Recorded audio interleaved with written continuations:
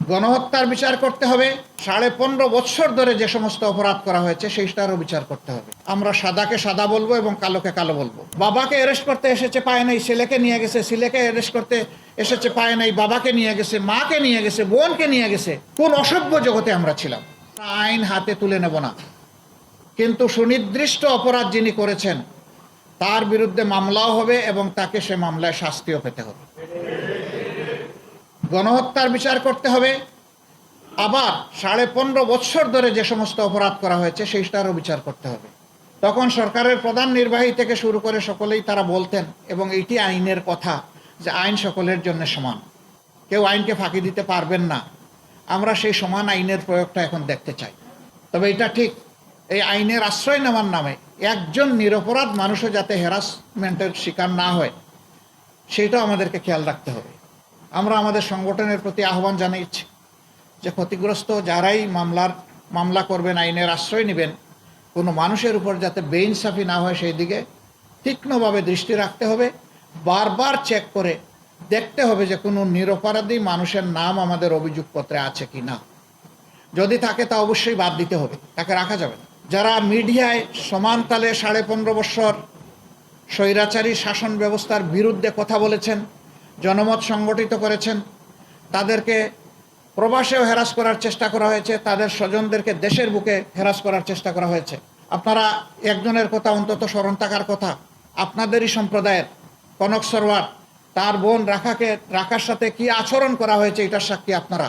ভাইয়ের অপরাধের জন্য অপরাধী যদি হয়ে থাকে, আমরা এটাকে অপরাধ অবশ্যই মনে করি না, কেন বোনকে শাস্তি পেতে হবে? বাবাকে অ্যারেস্ট করতে এসেছে, পায় নাই, ছেলেকে নিয়ে গেছে, ছেলেকে অ্যারেস্ট করতে এসেছে, পায় নাই, বাবাকে নিয়ে গেছে, মাকে নিয়ে গেছে, বোনকে নিয়ে গেছে। কোন অসভ্য জগতে আমরা ছিলাম। সাংবাদিক বন্ধুগণ, আজকে সময় এসেছে বিভক্ত জাতিকে ঐক্যবদ্ধ করার। অন্যায় অসত্যের বিরুদ্ধে যেমন আমরা সোচ্চার থাকব, ঠিক জাতির এই কাঙ্ক্ষিত পরিবর্তনকে কেউ যাতে ব্যর্থ করে না দিতে পারে এই জন্য সকলে মিলে আমরা পাহারাদারি করব। তবে বিশেষভাবে দায়িত্ব বর্তায় দুইটা সম্প্রদায়ের উপর। একটি হচ্ছে রাজনৈতিক দল কিংবা নেতৃবৃন্দ, আরেকটা হচ্ছে সাংবাদিক সমাজ। এই দুই সমাজকে বলা হয়, তাদের আই হচ্ছে 4D আই। তারা 4 ডাইমেনশনে চতুর্দিক থেকে জাতিকে দেখেন। এই জন্য মিডিয়াকে বলা হয় ওয়াচডগ, বলা হয় জাতির দর্পণ, আর মিডিয়া কর্মীদেরকে বলা হয় তারা হচ্ছেন জাতির বিবেক।